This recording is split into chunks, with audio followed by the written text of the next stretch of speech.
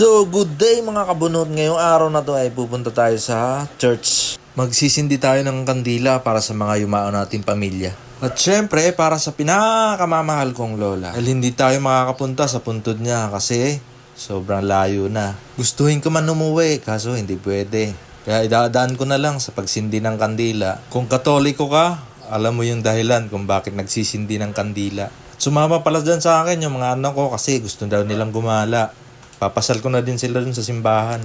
At yung pagdating namin sa simbahan sabi ng anak ko sobrang ganda daw ng church namin. Sa totoo guys, hindi sila nagsisimba talaga dito kasi si Mrs. iba yung religion. Pero kahit magkaiba kami, isa lang yung estado ng sinasamba namin. At nagkakasundo kami sa mga anong bagay. Sabi nga ng anak ko dyan, gusto na daw magsimba dito. Ang usapan namin ni Mrs. kung saan nila gusto, go lang.